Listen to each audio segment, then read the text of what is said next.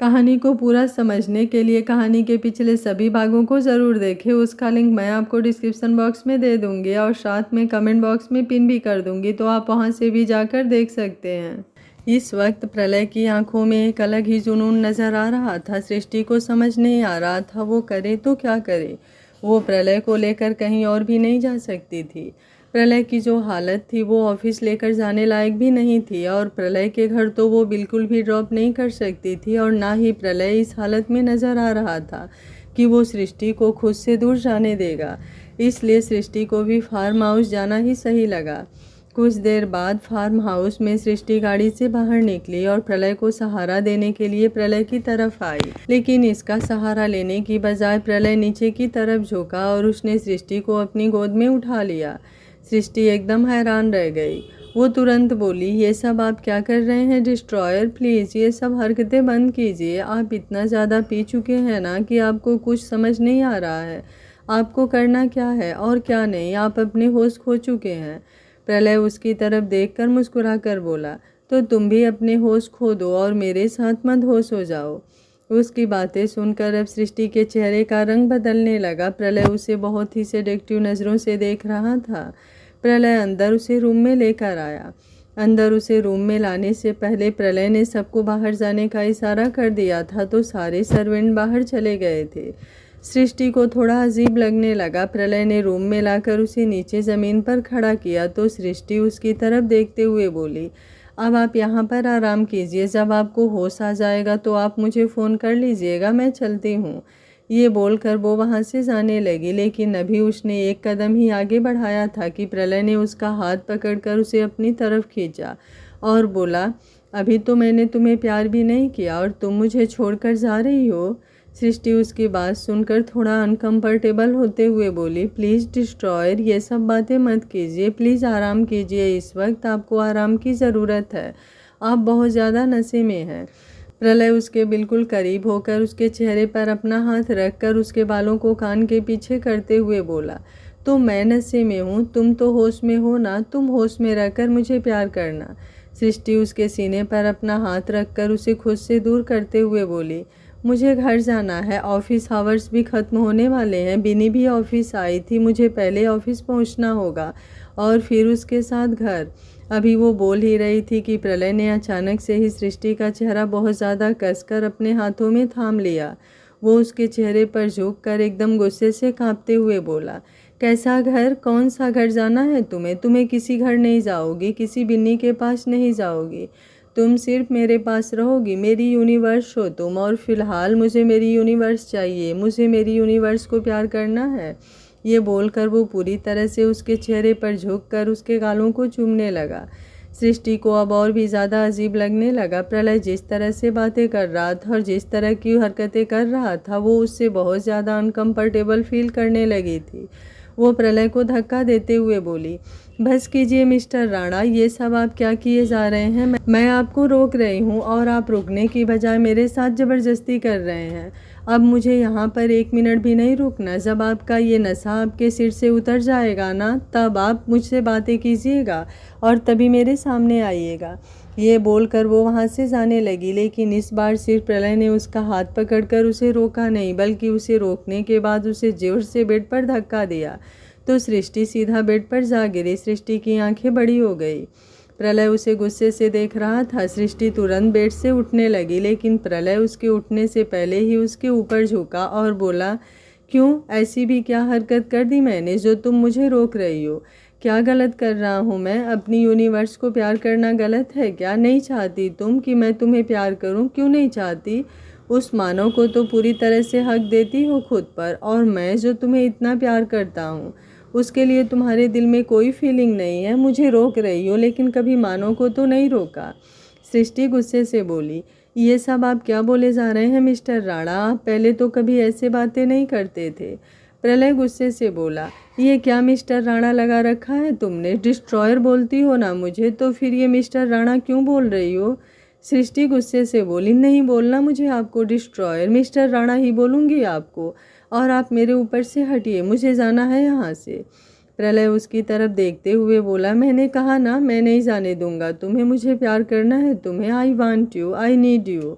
ये बोलते हुए अब प्रलय के टोन एकदम से बदल चुके थे। वो थोड़ा सेडेक्टिव और थोड़ा इंटेंस वॉइस में बोल रहा था और उसके हाथ सृष्टि के गर्दन पर और उसके कंधों पर चलने लगे। उसके इस तरह छूने पर सृष्टि पूरी तरह से सिहर रही थी, लेकिन प्रलय की जो बातें थी वो उसे बहुत तकलीफ दे रही थी। प्रलय उसकी गर्दन पर झुका और उसकी गर्दन पर अपने लब रख दिए। प्रलय का प्यार हमेशा सृष्टि को सुकून देता था, लेकिन अब जिस तरह से वो कर रहा था, सृष्टि को ऐसा लग रहा था जैसे उसकी गर्दन पर कांटे चुभ रहे हो।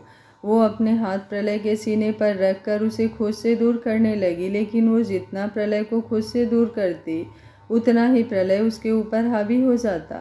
प्रलय गुस्से से उसे देखते हुए बोला, स्टॉप इट यूनिवर्स, ये फालतू की हरकतें बंद करो। मैंने कहा ना तुमसे आई लव यू, तो चुपचाप मुझे रिस्पॉन्स दो। मुझे तुमसे लड़ना नहीं है, इस वक्त मुझे तुम्हारा प्यार चाहिए। प्लीज़ मुझे वो प्यार दे दो ना। ये बोलते हुए अब प्रलय की आवाज़ में एक तड़प नज़र आ रही थी। जिस तरह से सृष्टि कल रात से उसे इग्नोर कर रही थी और उन दोनों की लड़ाई हुई, उसके बाद प्रलय का गुस्सा उस पर हावी हो रहा था और उस गुस्से में जो जहर का काम कर रहा था वो था प्रलय का नशा, जो पूरी तरह से प्रलय को आउट ऑफ कंट्रोल कर चुका था। अगले ही पल प्रलय ने उसकी नाजुक सी कलाइयों को अपने हाथों में जकड़ा और ऊपर बेड की तरफ लगा दिया, तो उसे यूं खुद के साथ जबरदस्ती करते देख दृष्टि की आंखें नम हो गई। प्रलय ने सृष्टि के होठों को लॉक कर दिया। हमेशा जो प्यार सृष्टि को महसूस होता था, अब उसकी जगह सृष्टि को सिर्फ और सिर्फ जबरदस्ती महसूस हो रही थी। प्रलय जिस तरह से सृष्टि को किस कर रहा था, सृष्टि को घुटन होने लगी। उसे प्रलय के अंदर से शराब की बहुत ज़्यादा स्मेल आ रही थी और अब उसे बहुत गंदा फील होने लगा था। तकरीबन 5 मिनट बाद प्रलय ने उसे छोड़ा और उसके गालों को छूते हुए बोला, आई लव यू यूनिवर्स। अचानक ही सृष्टि ने उसके कंधों को बहुत ज़्यादा जोर से कसकर पकड़ा और उसकी आंखों में आंखें डालकर बोली, I hate you destroyer, I really hate you. ये बोलकर उसने जोर से प्रलय को धक्का दिया और तुरंत वहाँ से बाहर की तरफ चली गई। वहीं उसके मुंह से अपने लिए आई हेट यू सुनकर प्रलय कुछ पल के लिए शॉक्ड रह गया और गुस्से से उसकी मुट्ठियां कस गई। वो सृष्टि के मुंह से अपने लिए प्यार भरी बातें सुनना चाहता था, लेकिन सृष्टि उसे आई हेट यू बोल कर गई। इस बात से उसके गुस्से की आग में पेट्रोल का काम किया था। वो पहले तो सृष्टि के पास जाने लगा, लेकिन अचानक ही उसके कदम रुक गए और वो गुस्से से कांपते हुए बोला, नफ़रत है ना मुझसे तुम्हें? तो ठीक है, अब तुम्हें खुद से नफ़रत करने का और भी बड़ा रीज़न दूंगा मैं। ये बोलते हुए उसके चेहरे पर मिस्टीरियस एक्सप्रेशंस थे। वहीं सृष्टि की आंखों से लबालब आंसू बहते जा रहे थे। वो अपने आंसू पोंछते हुए बाहर की तरफ आई और बाहर सड़क पर आकर कैब में बैठकर ऑफिस के लिए निकल गई। प्रलय ने आज तक सिर्फ और सिर्फ सृष्टि को प्यार दिया था, लेकिन आज उसकी तरफ से की गई ये ज़बरदस्ती सृष्टि को तोड़ रही थी। उसे प्रलय में मानव की झलक दिखाई देने लगी थी। वो रोते हुए बोली, मैंने कभी नहीं सोचा था डिस्ट्रॉयर कि आप कभी मेरे साथ इस तरह की ज़बरदस्ती भी कर सकते हैं। आप तो हमेशा प्यार और मोहब्बत का दावा करते थे ना, तो आज ये जिस्मों की ज़रूरत हम दोनों के बीच कहाँ से आ गई? मैंने बहुत बड़ी गलती की आप पर यकीन करके डिस्ट्रॉयर, बहुत बड़ी गलती। ये बोलते हुए वो एक बार फिर से अपने बहते हुए आंसू साफ कर रही थी। कुछ देर बाद वो ऑफिस पहुंची तो उसने अपने चेहरे के एक्सप्रेशन बिल्कुल नॉर्मल कर लिए थे। बिन्नी जो ऑफिस आवर्स ख़त्म होने के बाद नीचे पार्किंग एरिया में आई थी, जब उसने सृष्टि को दूसरी गाड़ी से निकलते हुए देखा तो गुस्से से कांपते हुए बोली, कहाँ गई थी तुम? सृष्टि उसका सवाल सुनकर एकदम हैरान रह गई और हड़बड़ाकर बोली, वो मैं ऑफिस के काम से ही कहीं बाहर गई थी, अब घर चलें? बिन्नी उसकी तरफ देखते हुए बोली, मुझे ऐसा क्यों लग रहा है कि कुछ ना कुछ तो गड़बड़ कर रही हो तुम। देखो, एक बात तुम्हें सही से समझा दूं मैं, मेरे प्रलय से दूर रहो, वो सिर्फ मेरा है। अगर उसके आसपास भी मैंने तुम्हें देखा ना, तो मैं तुम्हें जिंदा नहीं छोड़ूंगी। जाकर मानव भाई को ऐसी आग लगाऊंगी कि उस आग में तुम्हारी चिता जल जाएगी। सृष्टि ने अपना चेहरा झुका लिया और बोली, मैं मिस्टर राणा से दूर रहूंगी, तुम फिक्र मत करो, मैं कभी उनके पास भी नहीं जाऊंगी। विनी मुस्कुराई और बोली, गुड फॉर यू, अब बैठो गाड़ी में। ये बोलकर वो खुद गाड़ी में बैठ गई और अपने फ़ोन से प्रलय को फ़ोन करने लगी, लेकिन प्रलय सामने से उसका कॉल रिसीव कर ही नहीं रहा था। सृष्टि भी गाड़ी में आकर बैठी और गाड़ी वर्मा हाउस के लिए निकल गई। कुछ देर बाद वर्मा हाउस में सृष्टि अपने रूम से बाहर आई तो देखा संतोष जी और विनी तैयार होकर हॉल में खड़ी थी। तभी राघव जी वहां पर आए, वो भी एकदम तैयार हुए थे। सृष्टि हैरानी से उनकी तरफ देखते हुए बोली, आप लोग कहीं बाहर जा रहे हैं क्या? संतोष जी बोली, तुम्हें बताना भूल ही गए, हम तीनों शादी में जा रहे हैं। तुम्हें अपने साथ ले चलती, लेकिन जब मानो ही नहीं है तो तुम शादी में जाकर क्या करोगी? इसलिए घर पर अपने लिए कुछ बना लेना और सो जाना, हमें आने में देरी हो जाएगी। सृष्टि ने अपना सिर हाँ में हिलाया। राघव जी संतोष जी की तरफ देखते हुए बोले, अब चले? संतोष जी ने अपना सिर हाँ में हिलाया और सृष्टि की तरफ देखते हुए बोली, दरवाज़ा लगा लो। ये बोलकर वो राघव जी और बिनी के साथ घर से बाहर की तरफ चल दी। उनके जाने के बाद सृष्टि कुछ देर तक दरवाजे पर ही खड़ी रही। उसे बहुत अजीब सा फील हो रहा था, जैसे कुछ तो गलत होने वाला है। प्रलय ने आज उसके साथ जिस तरह से बर्ताव किया वो सब उसकी आंखों के सामने घूमने लगा था और एक बार फिर से उसकी आंखें नम हो गई थी। लेकिन फिर एक गहरी सांस लेकर उसने घर के अंदर अपने कदम बढ़ाए और दरवाज़ा बंद कर पीछे की तरफ घूमी तो अचानक ही एक शख्स ने उसके चेहरे पर अपना हाथ रख दिया। सृष्टि की आंखें बड़ी हो गई, लेकिन 2-3 सेकंड में ही उसकी आंखें बंद हो गई और वो बेहोश होकर सामने खड़े शख्स की बाहों में झूल गई। सुबह का वक्त तकरीबन 10 बजे वर्मा हाउस। सृष्टि की आंखें खुली और आंखें खोलते ही उसे अपनी बॉडी में एक पेन सा महसूस होने लगा। उसके बेड पर उठकर बैठने की भी हिम्मत नहीं हो रही थी, लेकिन किसी तरह वो अपनी जगह पर उठकर बैठी तो अगले ही पल उसकी आंखें बड़ी हो गई। अपनी हालत महसूस कर उसके पैरों तले ज़मीन खिसक चुकी थी। उसके जिस्म पर इस वक्त एक भी कपड़ा नहीं था। उसने तुरंत साइड में रखी हुई चादर को अपने ऊपर लिया और गहरी गहरी सांसें लेने लगी। डर से उसका चेहरा कांप रहा था।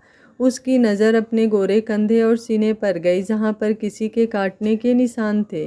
उन निशानों को देखते हुए उसकी आंखों में नमी तैर गई और साथ ही साथ कल रात का वक्त याद आने लगा, जब वो संतोष जी, बिन्नी और राघव जी के जाने के बाद घर के अंदर आई थी और अंदर आते ही किसी ने उसके चेहरे पर अपना हाथ रखा और अगले ही पल सृष्टि बेहोश हो गई थी। उसके बाद से सृष्टि को कुछ भी याद नहीं आ रहा था। सृष्टि ने अपने सिर पर अपना हाथ रखा और बोली, ये सब कैसे हुआ? मैं यहाँ कैसे आई और मेरे साथ ये सब क्या हुआ? किसने किया ये सब? ये बोलते हुए उसकी आंखों से आंसू गिरने लगे थे। उसके कानों में प्रलय की बातें गूंजने लगी, प्रलय के ऑब्सेशन भरी बातें और प्रलय का उसके करीब आना, उसके साथ ज़बरदस्ती करना उसकी आंखों के सामने घूमने लगा और उसके आंसू और भी ज़्यादा तेज़ी से बहने लगे। वो पूरी तरह से कांपने लगी थी। उसे ऐसा लग रहा था जैसे कल रात प्रलय ने उसे बेहोश किया और उसके साथ ये सब। उसे अपने जिस्म में तो दर्द महसूस हो ही रहा था, लेकिन इस वक्त उसे अपने दिल में भी बहुत दर्द महसूस हो रहा था। प्रलय से वो सच में बहुत प्यार करने लगी थी और प्रलय की तरफ से ये हरकत उसे अंदर से तोड़ रही थी। वो रोते हुए बोली, ये आपने क्या किया प्रलय? मैंने आपको क्या समझा था और आप क्या निकले? मुझे लगा था आप सच में मुझसे प्यार करते हैं। आपको मेरे जिस्म से नहीं, मेरे दिल से प्यार है। आपका प्यार हवस नहीं, सच्ची मोहब्बत है। आपके लिए मैंने मानो को छोड़ने का फैसला भी ले लिया था, लेकिन आप तो मानो से भी घटिया निकले। मैंने कभी सपने में भी नहीं सोचा था कि आप मेरे साथ इस तरह की हरकत करेंगे। ये बोलते हुए उसकी आवाज़ बेहद काँप रही थी। उसने अपना काँपता हुआ हाथ अपने सीने पर रखा तो वो उंगलियां जैसे ही उसके जिस्म को छूने लगी, उसका दर्द उसे और भी ज़्यादा बढ़ता हुआ महसूस हुआ।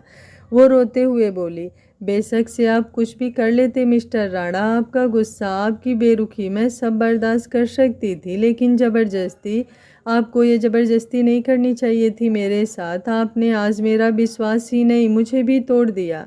बहुत मुश्किल से मैंने हिम्मत की थी प्यार करने की, आपने मेरी वो हिम्मत तोड़ दी। आपने सब खत्म कर दिया मिस्टर राणा, आपने सच में सब खत्म कर दिया। वहीं दूसरी तरफ प्रलय की आंखें खुली और आंखें खुलते ही उसने अपने सिर पर अपना हाथ रख लिया था। उसे भी अपने सिर में बहुत ज़ोरों से दर्द महसूस हो रहा था। वो अपनी जगह पर थोड़ा सा ऊपर की तरफ उठा, अपना सिर पीछे बेड रेस्ट पर लगाते हुए वो कल की बातों को याद करने लगा। कल रात उसने बहुत ज़्यादा ड्रिंक की हुई थी। सृष्टि उसके साथ फार्म हाउस में थी, लेकिन फिर सृष्टि वहाँ से चली गई और उसके बाद प्रलय ने और भी ज़्यादा ड्रिंक कर ली थी। उसके बाद उसने क्या किया और क्या नहीं उसे कुछ याद नहीं आ रहा था। वो फार्म हाउस से राणा मेंशन कैसे आया उसे ये भी याद नहीं आ रहा था। तभी रूम का दरवाज़ा नॉक हुआ। प्रलय ने अपनी हालत की तरफ देखा। इस वक्त उसने सिर्फ एक लोअर पहना हुआ था। उसे ऐसा लग रहा था जैसे कल कुछ तो गलत हुआ है, कुछ तो ऐसा हुआ है जो उसे नहीं करना था, लेकिन उसने वो चीज़ कर दी। साइड टेबल की तरफ लगा हुआ बटन उसने प्रेस किया तो दरवाज़ा अपने आप खुल गया। जैसे ही दरवाज़ा खुला और प्रलय ने दरवाजे की तरफ देखा, उसकी आंखें बड़ी हो गई। सामने ईरा खड़ी थी, जिसके हाथों में एक ट्रे थी और ट्रे में लाइम वाटर का गिलास था। ईरा मुस्कुराते हुए उसके पास आई और वो ट्रे टेबल पर रख कर गिलास अपने हाथों में उठाकर प्रलय की तरफ बढ़ते हुए बोली, तुम्हारे लिए लाइम वाटर है, हैंगओवर हो रहा होगा ना तुम्हें? प्रलय सवालिया नज़रों से उसे देखने लगा। एक तो पहले ही उसका मूड खराब हो चुका था, क्योंकि उसे सुबह उठते ही अपने यूनिवर्स का चेहरा देखने की आदत थी, लेकिन आज हालात ही कुछ ऐसे थे कि उसकी खुद की आंखें भी वो ढंग से खोल नहीं पा रहा था, और ऊपर से आंखें खुलते ही ईरा का चेहरा उसे इरिटेट कर रहा था। ईरा मुस्कुराते हुए बोली, क्या हुआ, नहीं चाहिए लाइम वाटर? लेकिन मेरे हिसाब से तो तुम्हें ये पी लेना चाहिए। कल रात तुमने बहुत ज़्यादा ड्रिंक क्यों हुई थी? तुम्हारा सिर दर्द हो रहा होगा, ऐसे में ये लाइम वाटर अच्छा रहेगा। प्रलय उसकी तरफ देखकर बिना किसी एक्सप्रेशन के बोला, मुझे कुछ नहीं चाहिए, लेकिन मुझे लगता है तुम्हें बहुत कुछ चाहिए। ईरा हैरानी से उसकी तरफ देखने लगी। प्रलय व्यंग से मुस्कुराया और बोला, जो तुम्हें चाहिए वो तो तुम्हें नहीं मिलेगा, लेकिन कुछ अपनी तरफ से ज़रूर देना चाहता हूँ मैं तुम्हें। तो अब मेरी बात ध्यान से सुनो, मेरे आगे पीछे घूमना बंद करो, मेरे सामने ये अजीब तरीके से बन ठन कर आना बंद करो। ये बोलते हुए उसकी नज़र ईरा पर थी, जिसने इस वक्त नाइटी पहनी हुई थी, लेकिन ऊपर गाउन भी था। प्रलय व्यंग से मुस्कुराते हुए बोला, मैं उन लड़कों में से हूँ ही नहीं जो ऐसी लड़कियों के जाल में फंस जाएं। ईरा तुरंत बोली, तुम मुझे गलत समझ रहे हो, मैं तुम्हें कोई जाल में नहीं फंसाना चाहती। प्रलय मुस्कुराया और बोला, प्रलय राणा हूँ मैं, तुम्हें क्या लगता है यूं ही प्रलय राणा इंडिया का टॉप बिजनेसमैन बन गया? यूं ही आधे से ज़्यादा दुनिया उसके सामने सिर झुकाती है? ईरा के चेहरे का रंग उड़ गया। वो हड़बड़ाकर बोली, मुझे नहीं पता तुम मेरे बारे में क्या सोच रहे हो, लेकिन मैं सच में ऐसा कुछ नहीं करना चाहती। प्रलय, तुम मुझे अच्छे लगते हो, मैं बस तुमसे दोस्ती करना चाहती हूँ।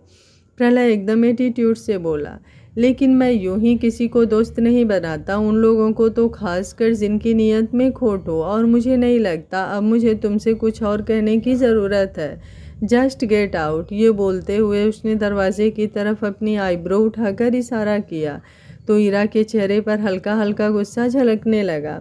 वो जब प्रलय के करीब आने की कोशिश कर रही थी, तब प्रलय उसके साथ बदतमीजी कर रहा था, उसे तरह तरह की बातें सुना रहा था।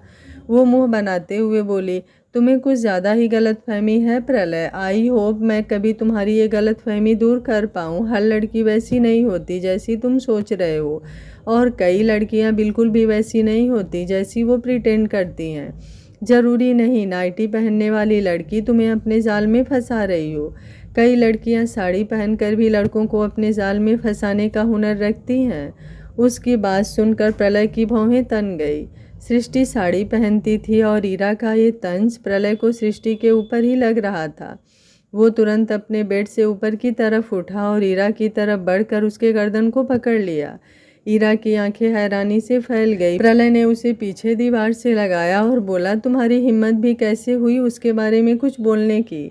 ईरा की सांसें गहरी होने लगी थी। सांस लेने में उसे इतनी ज़्यादा प्रॉब्लम हो रही थी कि उसका पूरा चेहरा एकदम लाल हो गया था और आंखें बाहर निकलने को हो गई थी। प्रलय ने उसकी गर्दन को बहुत ही ज़्यादा कसकर दबोचा हुआ था।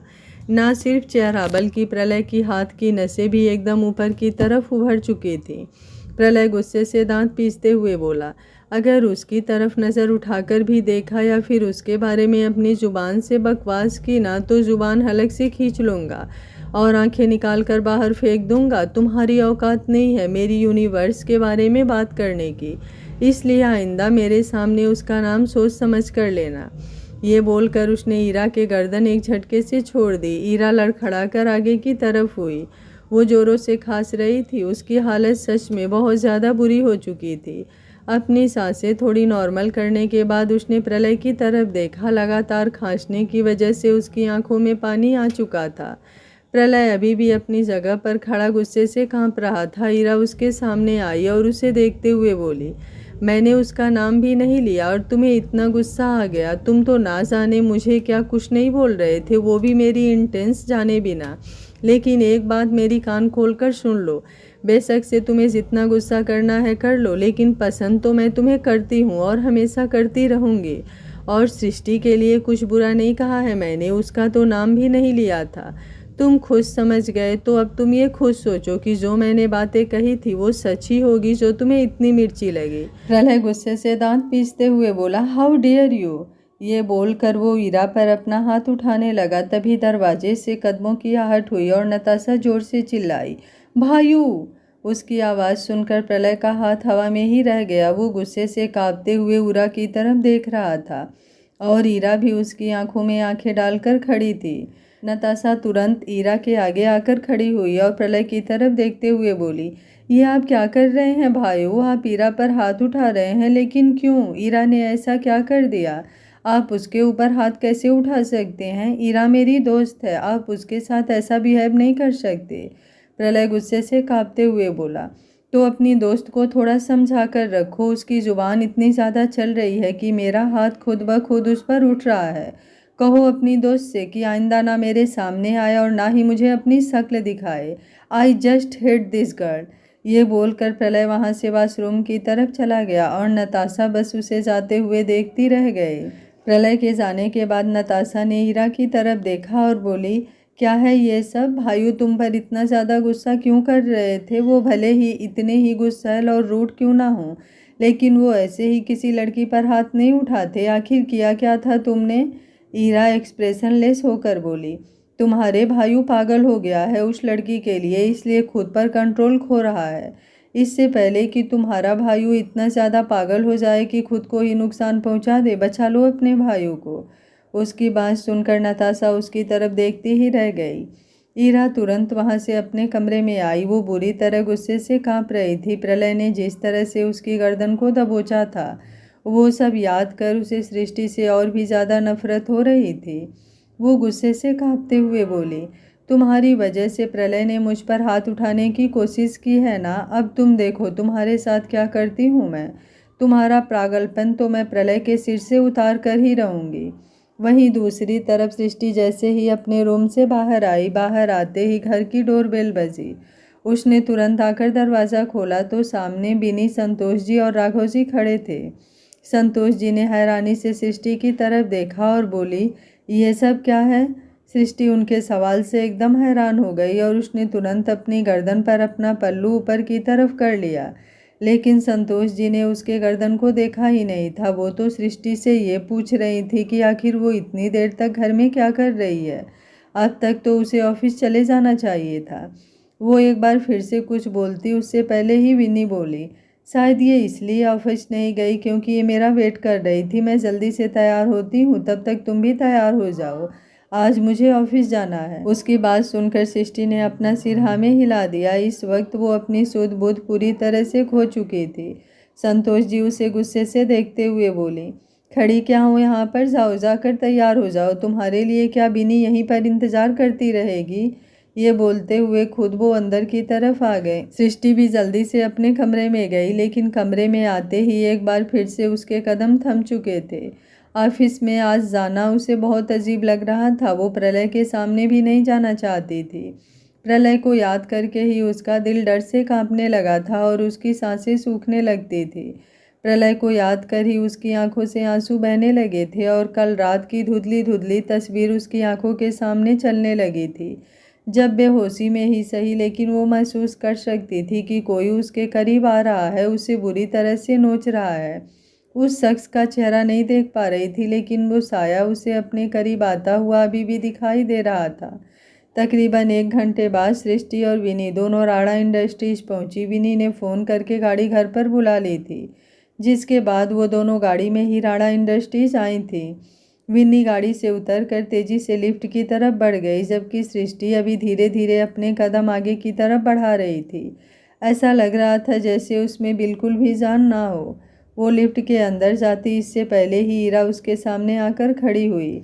सृष्टि सवालिया नज़रों से उसे देखने लगी। ईरा उसे देखकर तिरछी मुस्कुराहट के साथ बोली, तुम मुझे नहीं जानती लेकिन मैं तुम्हें बहुत अच्छी तरह से जानती हूँ। तुम प्रलय की यूनिवर्स हो ना? उसकी बात सुनकर सृष्टि के पैरों तले ज़मीन खिसक गई। उसके और प्रलय के बारे में किसी और को भी पता है, ये बात जानकर वो एकदम हैरान थी। तभी ईरा व्यंग से मुस्कुरा कर बोली, क्या हुआ, इतना हैरान क्यों हो रही हो? समझ नहीं आ रहा क्या तुम्हें? मुझे कैसे पता? मुझे तो सब पता ही होगा। प्रलय की होने वाली बीबी जो हूँ मैं, उसके बाहर कितने अफेयर्स हैं उन सब के बारे में भी मैं बहुत अच्छी तरह से जानती हूँ, और तुम्हारे बारे में तो सब और भी अच्छी तरह से जानती हूँ।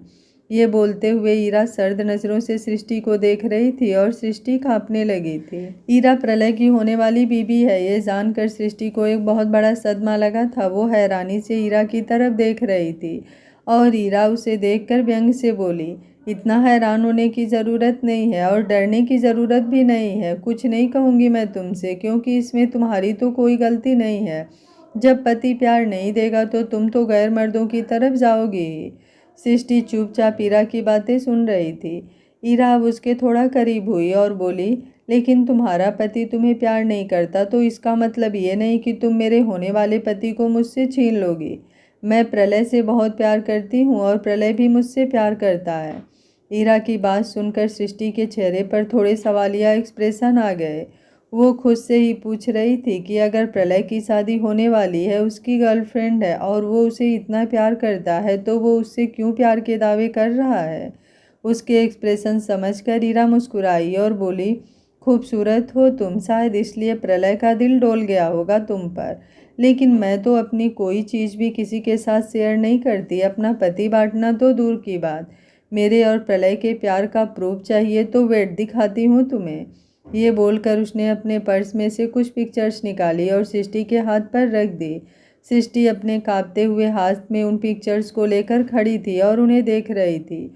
ऊपर ऊपर जो एक पिक्चर थी उसमें प्रलय शर्टलेस था और ईरा उसकी बाहों में थी और वो होटल रूम की पिक्चर थी।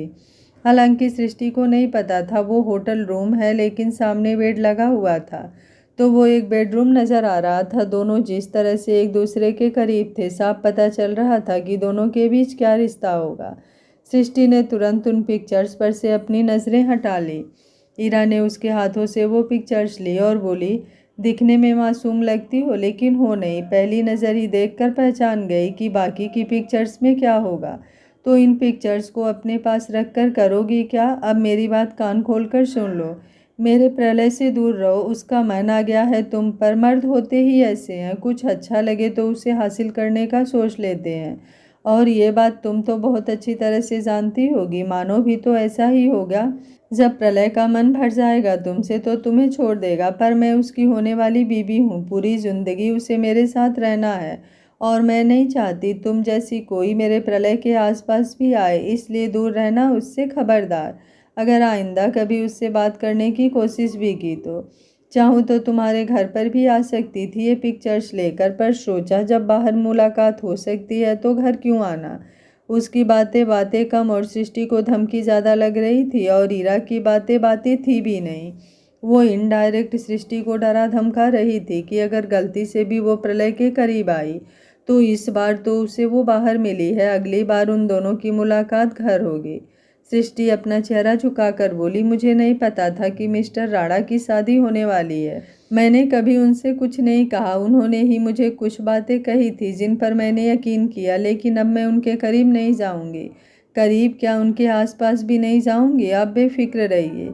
ये बोलते हुए उसकी आवाज़ काँप रही थी। अंदर ही अंदर वो पहले ही टूट चुकी थी और अब उसकी बची खुची हिम्मत भी जवाब दे चुकी थी। उसकी आंखों से आंसू बाहर आने को आतुर हो रहे थे। ईरा सातिर मुस्कुराहट के साथ बोली, गुड फॉर यू, वरना मेरी शादी तो अभी तक हुई ही नहीं है। तुम्हारी शादीशुदा ज़िंदगी अगर मैंने बर्बाद ना कर दी तो मैं भी ईरा कपूर नहीं। ये बोलकर ईरा तुरंत वहाँ से चली गई। ईरा के जाते ही सृष्टि की आंखों से आंसू बहने लगे थे। उसने बहुत मुश्किल से खुद को संभाल रखा था। वो जल्दी से सामने की तरफ भाग गई जहाँ पर स्टाफ रूम था। वो तुरंत उस रूम में आई और दरवाज़ा बंद कर दरवाजे से लगकर बैठ गई।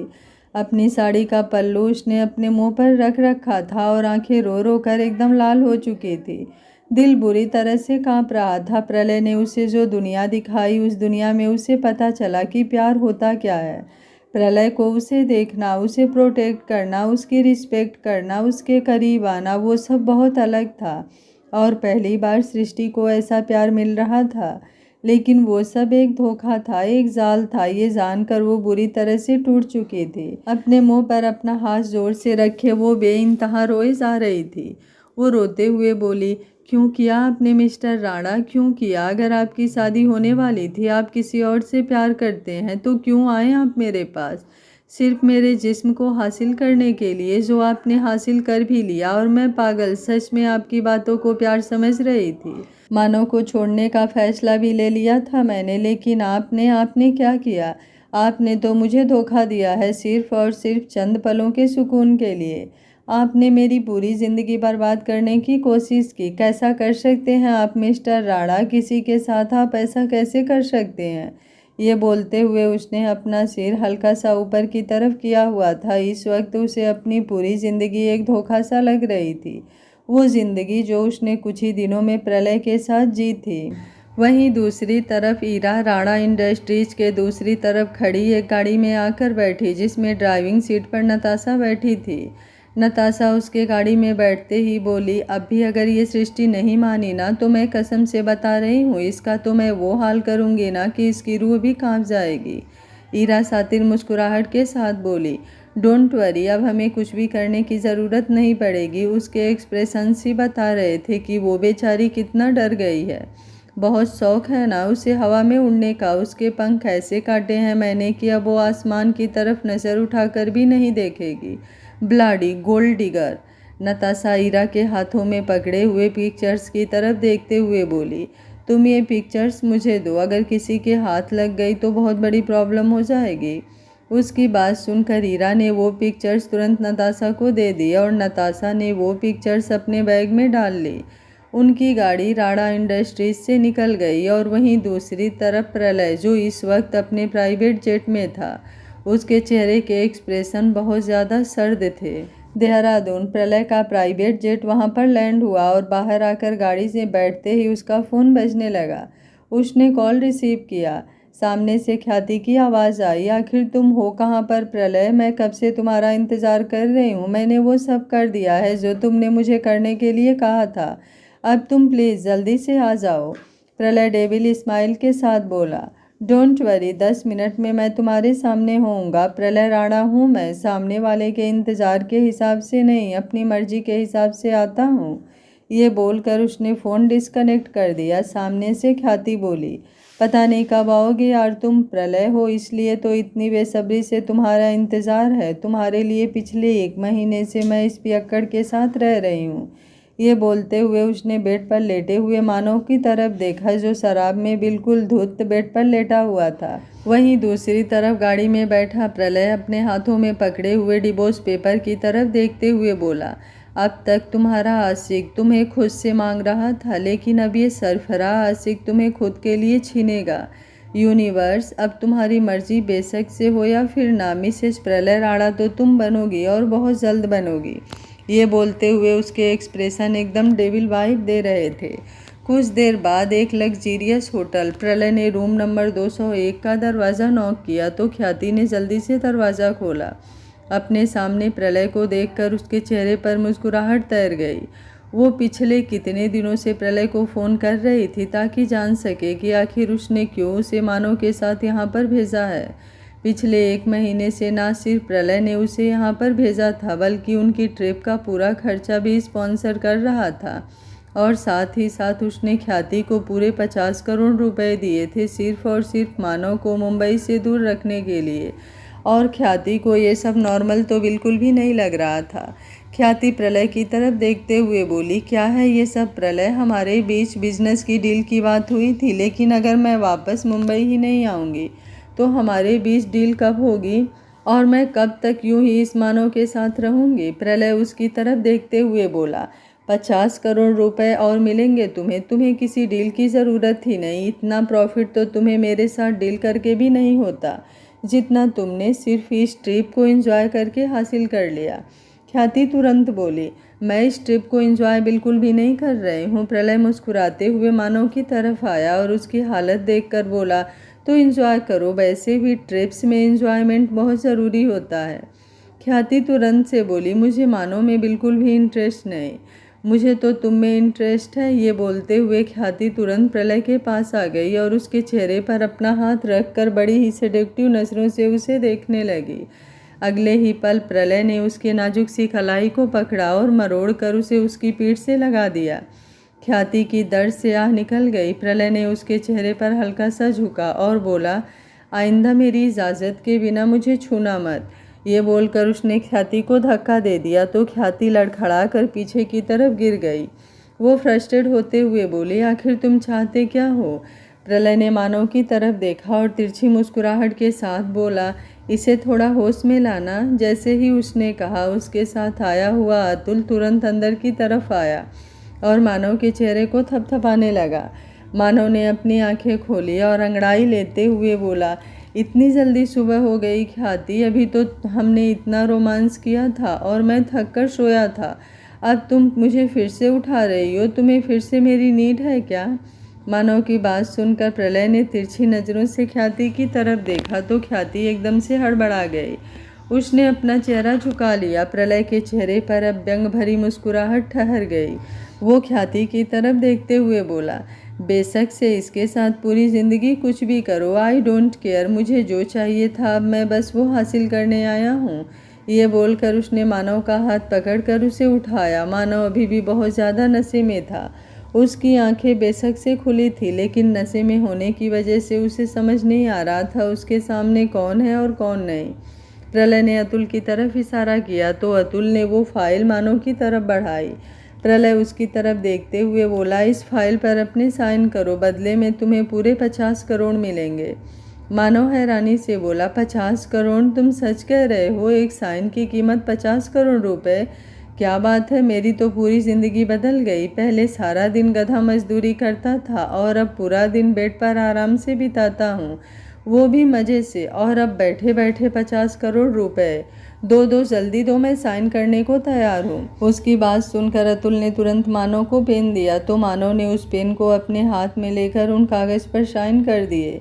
ख्याति हैरानी से प्रलय को देख रही थी। उसे नहीं पता था उस फाइल में क्या है और इतनी तो उसकी हिम्मत भी नहीं थी और औकात भी नहीं थी कि वो अतुल के हाथों से वो फाइल ले सके। वो मानव के सामने आया और उसे गिरेबान से पकड़कर ऊपर की तरफ उठाया। मानव एकदम होश में आया और बोला, अच्छा तो 50 करोड़ देने आए हो तुम, दो मुझे मेरे 50 करोड़। अभी वो बोल ही रहा था कि प्रलय ने एक जोरदार थप्पड़ उसके गाल पर जड़ दिया।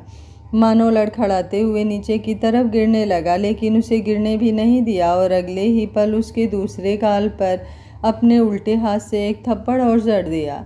मानव का चेहरा दूसरी तरफ लुढ़क गया। वो दर्द से कराहने लगा। वो ज़बरदस्ती अपनी आंखें खोलने की कोशिश कर रहा था, लेकिन अब वो सिर्फ नशे ही में ही नहीं बल्कि दर्द में ही था। प्रलय गुस्से से कांपते हुए मानव से बोला, मन तो बहुत कर रहा है, जान ले लूँ तेरी, मेरी यूनिवर्स के साथ ना जाने तूने क्या क्या किया होगा, लेकिन नहीं, ये नहीं कर सकता मैं। पर अब अगर मेरी यूनिवर्स की तरफ तूने नजरें उठाकर भी देखा ना, तो सिर्फ तेरी आंखें नहीं निकलेंगी बल्कि तेरे जिस्म की हर एक हड्डी को दूर करूँगा। तुझे ऐसी मौत दूंगा कि तड़प भी तड़प कर रह जाएगी। ये बोलकर उसने एक झटके से मानव की गर्दन को छोड़ दिया। मानव बेड पर अधमरी हालत में पड़ा था। उसकी सांसें बहुत ज़्यादा लंबी और गहरी चल रही थी। मानव को छोड़कर अब प्रलय ख्याति के सामने आकर खड़ा हुआ। तभी दरवाजे से एक आदमी और अंदर आया और उसने ख्याति के सामने एक सूटकेस खोला। वो पूरा सूटकेस पैसों से भरा हुआ था। प्रलय उसकी तरफ देखते हुए बोला, अगर कम लगे तो बस एक मैसेज कर देना, जो मांगोगी वो मिल जाएगा। ये बोलकर प्रलय तुरंत वहाँ से निकल गया। रात के तकरीबन 10 बजे वर्मा हाउस। सृष्टि अपने बेड पर आकर लेटी। आज ऑफिस में उसकी प्रलय से कोई मुलाकात नहीं हुई। होती भी कैसे, प्रलय देहरादून गया हुआ था और ऑफिस आवर्स जब तक खत्म हुए तब तक वो आया ही नहीं था। इस वक्त सृष्टि की हालत बहुत ज़्यादा खराब थी। उसके चेहरे से ही पता चल रहा था कि उसके अंदर बिल्कुल भी हिम्मत नहीं है, ना ही किसी से लड़ने की और ना ही किसी से कोई बहस करने की भी। पर एक फैसला तो उसने कर लिया था कि वो अब प्रलय से दूरी बनाकर रहेगी। तभी अचानक से उसे ऐसा लगा जैसे बालकनी में कदमों की आहट हुई है। प्रलय के बारे में सोचकर ही उसकी धड़कनें तेजी से बढ़ गई। उसने तुरंत लाइट ऑन की तो नज़र बालकनी के दरवाजे पर खड़े प्रलय पर गई।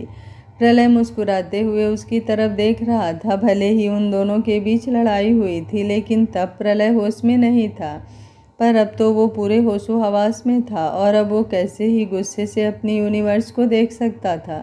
वो तुरंत सृष्टि के पास आया और उसके ऊपर झुककर बड़े ही प्यार से बोला, मुझे याद कर रही थी मेरी यूनिवर्स। प्रलय की बात सुनकर सृष्टि, जो पहले एकटक उसे ही देख रही थी, उसने तुरंत अपना चेहरा घुमा लिया।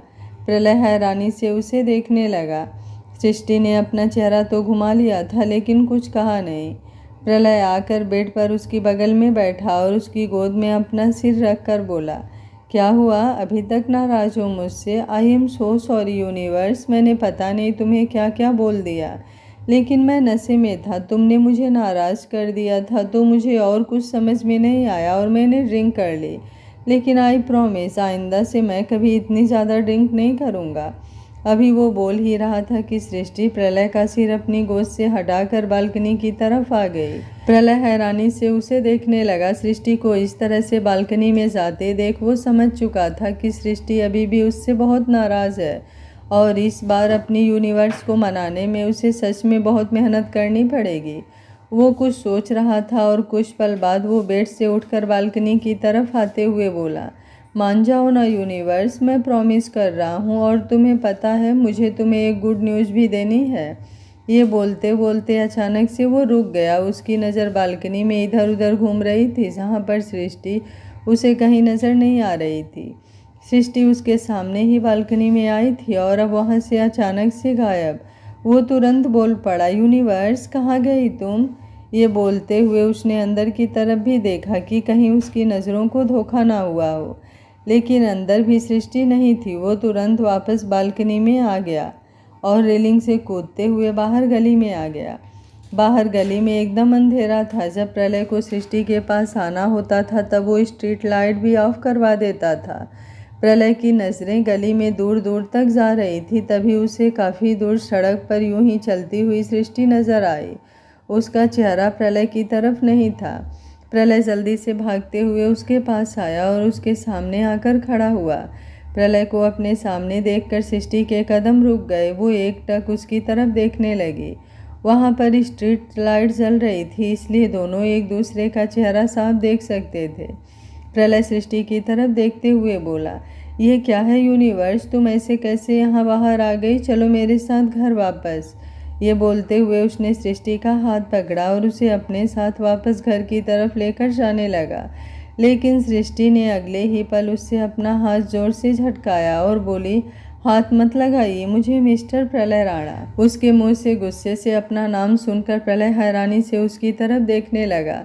सृष्टि उसकी तरफ देखते हुए बोली, आखिरी बार कह रही हूँ आपसे, मुझे हाथ मत लगाइए, वरना अब तक मैंने कुछ नहीं किया। आपकी हर एक बकवास, हर एक बदतमीजी को बर्दाश्त करती आई हूँ, लेकिन इस बार ये सृष्टि मानव वर्मा प्रलय राणा की बदतमीजी बर्दाश्त नहीं करेगी।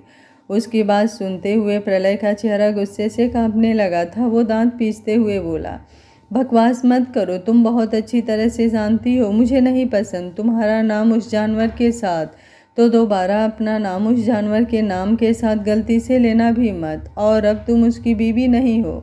डाइवोर्स पेपर पर मैंने उसके साइन ले लिए हैं। अब जल्दी से तुम भी इन पेपर्स पर साइन करो और मेरे साथ चलो। ये बोलते हुए उसने अपनी जैकेट से डाइवोर्स पेपर निकाल कर सृष्टि की तरफ बढ़ा दिए। सृष्टि ने उन डाइवोर्स पेपर्स को अपने हाथ में लिया। प्रलय ने उसे पेन दिया, लेकिन तभी उसकी आंखें फटी की फटी रह गईं जब सृष्टि ने अपने हाथों से उन डाइवोर्स पेपर को लेते ही उन्हें बुरी तरह से फाड़ दिया। प्रलय उसकी तरफ देखता ही रह गया। उसका पूरा चेहरा एकदम लाल हो गया था। उसने तुरंत सृष्टि के कंधों को पकड़ा और अपनी तरफ खींचते हुए बोला, what the hell is this, क्या किया ये तुमने? डाइवोर्स पेपर को फाड़ दिया? सृष्टि ने तुरंत उसके सीने पर अपना हाथ रखकर उसे जोर से धक्का दिया और बोली, बहुत अच्छी तरह से जानती हूँ मैं, इन पेपर्स पर मानो जी कभी साइन नहीं कर सकते। वो कभी मुझे डाइवोर्स दे ही नहीं सकते। ये भी आपका जाल है, आपका झूठ है, बिल्कुल वैसे ही जैसे आपका प्यार भी झूठा और आप भी झूठे। प्रलय गुस्से से कांपते हुए उसके करीब आया और बोला, बेशक मैं कुछ भी कह लो यूनिवर्स, लेकिन ऐसा कुछ भी मत कह देना कि मैं बर्दाश्त ना कर पाऊँ। सृष्टि व्यंग से मुस्कुराई और बोली, अच्छा तो फिर क्या करेंगे आप बताइए, ज़बरदस्ती करेंगे मेरे साथ? इसके अलावा आपको और कुछ करना आता ही क्या है मिस्टर राणा? लोगों के साथ ज़बरदस्ती करना, उन्हें धोखा देना, उनसे झूठ बोलना, उन्हें अपने जाल में फंसाना, इसके अलावा और कुछ नहीं करना आता आपको। प्रलय अब इरिटेट होने लगा। वो फ्रस्ट्रेट होते हुए बोला, ये क्या बोले जा रही हो तुम यूनिवर्स? तुम ऐसे कैसे ये सब बोल सकती हो? तुम्हें मेरा प्यार झूठा लगता है? सृष्टि हंसी और बोली, झूठ लगता नहीं है, आपका प्यार झूठा ही है, इसलिए आखिरी बार समझा रही हूँ आपको। आप दूर रहिए मुझसे, वरना। प्रलय तुरंत बोला, वरना? वरना क्या? बताओ क्या करोगी? करूँगा मैं तुम्हारे साथ ज़बरदस्ती, बनाऊँगा तुम्हें ज़बरदस्ती अपना। अगर तुम्हें अपना बनाने के लिए मुझे हर हद पार करनी पड़े तो करूँगा, लेकिन तुम्हें तो मैं अपना बना कर ही रहूँगा। सृष्टि तुरंत बोली, कैसे अपना बनाने की बात कर रहे हैं आप? मेरे जिस्म पर तो आपने अपना हक जता ही लिया है, तो अब और कौन सा हक जताना चाहते हैं आप मुझ पर? मेरे साथ धोखा करके, फरेब करके मेरे जिस्म को तो छलनी कर ही दिया है आपने। अब और कौन सी कमी पूरा करना चाहते हैं आप? प्रलय तुरंत बोला, वो फरेब नहीं था और वो कोई धोखा भी नहीं था, वो सिर्फ हम दोनों का प्यार था जो हम दोनों की मर्जी से हुआ, उसमें तुम्हारी मर्जी भी शामिल थी। सृष्टि तुरंत बोली, सच में उसमें मेरी मर्जी भी शामिल थी? बिल्कुल भी नहीं। कल तो आपने हर हद पार कर दी मिस्टर प्रलय राणा, जब आपने मुझे बेहोश करके मेरे साथ वो सब किया। उसकी बात सुनकर प्रलय हैरान रह गया। सृष्टि ने अपनी गर्दन पर रोड़ रखा दुपट्टा हटाया और बोली, क्या इससे भी ज़्यादा हैवानियत है आपके अंदर जो देखना मेरे लिए बाकी है? इसे प्यार कहते हैं मिस्टर प्रलय राणा, इसे प्यार नहीं हवस कहते हैं, और मैं सिर्फ आपकी हवस मिटाने का ज़रिया हूँ। प्यार आप मुझसे नहीं किसी और से करते हैं, और मुझे तो समझ में नहीं आता कि आखिर आप चाहते क्या हैं। सिर्फ एक लड़की के जिस्म को पाने के लिए आप इस हद तक गिर गए? आपका ईमान आपको धिक्कार नहीं रहा क्या? आपको शर्म नहीं आ रही एक लड़की के साथ इतनी घटिया साजिश करते हुए, उसे अपनी बातों के जाल में फंसा कर उसके जिस्म का इस्तेमाल करते हुए? कैसे इंसान हैं आप प्रलय राणा? मैंने मानव में बहुत सारी बुराइयां देखी हैं, सच कहूँ तो शायद उन जैसा इंसान मैंने पूरी दुनिया में नहीं देखा। उन्होंने जो मेरे साथ किया वो कम से कम सामने से किया, लेकिन आप तो इस हद तक गिर गए कि मेरे जिस्म को पाने के लिए भी तरह तरह के फरेब करने लगे। अगर वो मेरे शरीर को छलनी करते हैं ना मिस्टर राणा, तो आपने तो मेरी आत्मा को छलनी किया है। मानो तो फिर भी ठीक है, लेकिन आप तो उनसे भी घटिया निकले मिस्टर राणा। अभी वो बोल ही रही थी कि प्रलय का हाथ तुरंत ऊपर की तरफ उठ गया।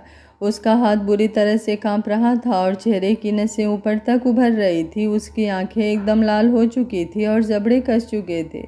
सृष्टि ने अपना चेहरा घुमाने के बजाय यूं ही उसके सामने रखा और उन दोनों की आंखें एक दूसरे पर टिकी हुई थी। हवा में ही प्रलय ने अपना हाथ रोका और बोला, मैं सोच भी नहीं सकता था कि जिस लड़की को मैं पलकों पर बिठाना चाहता हूँ, जिस लड़की को मैं किसी नाजुक फूल की तरह संभाल कर रखना चाहता हूँ, वो लड़की मुझ पर इस तरह के घटिया आरोप लगाएगी। मैं तुमसे प्यार करता हूँ, बेहद प्यार करता हूँ, और इस प्यार में मुझे तुम्हारे जिस्म को भी प्यार करने का हक है, लेकिन ये सब मैंने किया है सीरियसली? तुम्हें सच में लगता है कि मैं ऐसा कर सकता हूँ? मैं प्यार कर सकता हूँ यूनिवर्स, लेकिन ये प्यार नहीं है। ये बोलते हुए उसकी नज़रें सृष्टि की गर्दन पर थी। वो खुद हैरान था, आखिर ये सब हुआ कैसे? भले ही वो कितना ही नशे में क्यों ना हो, लेकिन वो इस तरह की गंदी हरकत कभी नहीं कर सकता था। सृष्टि की गर्दन को जगह जगह से नोचा हुआ था, जिसके निशान साफ दिखाई दे रहे थे। सृष्टि व्यंग से मुस्कुराई और बोली, मैंने तो पहले ही कहा था आप एक नंबर के झूठे हैं मिस्टर प्रलय राणा। सब करके एक बार फिर से आपने खुद को सही साबित कर लिया और मुझे झूठा। लेकिन मैं पागल नहीं हूँ, मैं महसूस कर सकती हूँ कि ये सब आपकी ही हरकत है। और अब आप मेरी बात ध्यान से सुन लीजिए। अगर आइंदा आप कभी मेरे सामने भी आए ना मिस्टर प्रलय राणा, तो जिस जिस्म को आप हासिल करना चाहते हैं ना, अगर मैंने उसे ज़िंदा नहीं जला दिया तो मैं भी सृष्टि मानव वर्मा नहीं, आग लगा लूँगी मैं खुद को, लेकिन आपके करीब आऊँगी ऐसा सोच भी मत सोचिएगा। अभी वो बोल ही रही थी कि प्रलय ने उसके बालों को कसकर मुट्ठी में जकड़ा और बोला, बकवास मत करो यूनिवर्स, मुझे पागल मत करो। मैं सच में पागल हो गया तो नहीं संभाल पाओगी। अगर खुद को एक खरोच भी पहुंचाई ना तो जान से मार दूंगा मैं खुद तुम्हें और खुद को भी। सृष्टि उसकी आंखों में आंखें डालकर बोली, तो मार दीजिए, दबा दीजिए मेरा गला, एक ही पल में सब खत्म। ये बोलते हुए सृष्टि ने प्रलय का हाथ अपने हाथ में लिया और अपनी गर्दन पर रख दिया। प्रलय एकदम हैरान रह गया। सृष्टि उसकी आंखों में आंखें डालकर बोली, जिस दिन मानव से शादी हुई थी ना, ये जिस्म तो उसी दिन ही खत्म हो गया था। आपके सामने जो है ना, वो जिंदा लाश है। आत्मा तड़प रही थी मेरी, लेकिन अब आपने उसे भी खत्म कर दिया, तो ये कहानी पूरी ही खत्म कर दीजिए, मार दीजिए मुझे। ये बोलते हुए उसकी आंखें एकदम लाल हो चुकी थी। प्रलय ने तुरंत उस पर से अपना हाथ हटा लिया। सृष्टि उसकी तरफ देखते हुए बोली, आप याद रखिएगा मेरी बात मिस्टर राणा, अगर मेरे सामने आए तो मैं ख़त्म कर दूंगी खुद को, मर जाऊंगी, लेकिन खुद पर आपको हक कभी नहीं दूंगी।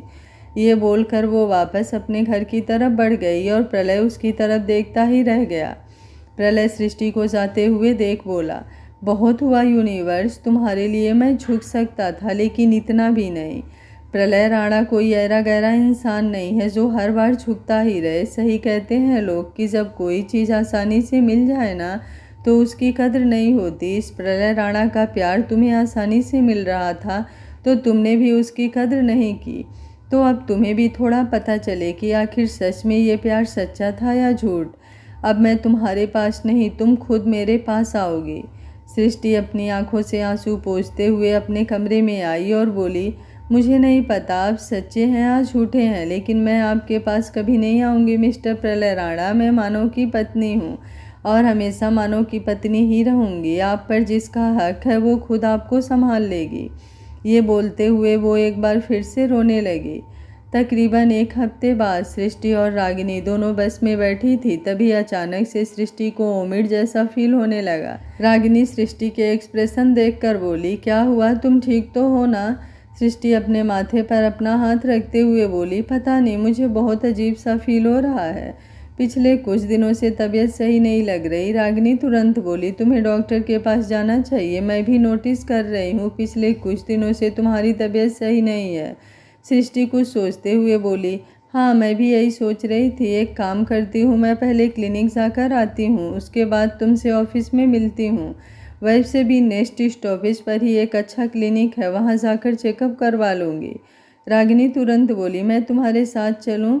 सृष्टि जल्दी से बोली, नहीं मैं अकेली मैनेज कर लूँगी, तुम फिक्र मत करो, तुम ऑफिस जाओ। अभी वो बोल ही रही थी कि बस नेक्स्ट स्टॉपेज पर रुक भी गई। सृष्टि खुद को संभालते हुए बस से उतरी और बस आगे की तरफ बढ़ गई। सृष्टि ने सामने रोड की तरफ देखा जहाँ पर उसे वो क्लिनिक नज़र आ रही थी। उसने एक गहरी सांस ली और उस क्लिनिक की तरफ बढ़ गई। अभी उसने कुछ कदम ही बढ़ाए थे कि सामने की तरफ से आता हुआ एक ट्रक सीधे उसे हवा में उड़ाते हुए उस सड़क से गुजर गया और खून से लथपथ सृष्टि सड़क के दूसरे किनारे पर जा गिरी। क्या यही अंत था सृष्टि और प्रलय की मोहब्बत का, या फिर इनकी ज़िंदगी में एक नई कहानी की शुरुआत होगी? अगर आप लोग इस कहानी का अगला भाग जल्द से जल्द देखना चाहते हैं तो कमेंट बॉक्स को अपने प्यारे प्यारे कमेंट से भर दीजिए। कहानी आप लोगों को कैसी लग रही है? आप लोग कमेंट करने में कंजूसी बिल्कुल मत किया करो और एक लाइक भी कर दिया करो यार, बहुत मेहनत लगती है स्टोरी बनाने में। उम्मीद करती हूँ कहानी आप लोगों को पसंद आ रही होगी। वीडियो पसंद आ रहा है तो लाइक शेयर एंड चैनल को सब्सक्राइब कर लीजिएगा। Thank you for watching. मिलते हैं कहानी के अगले भाग में।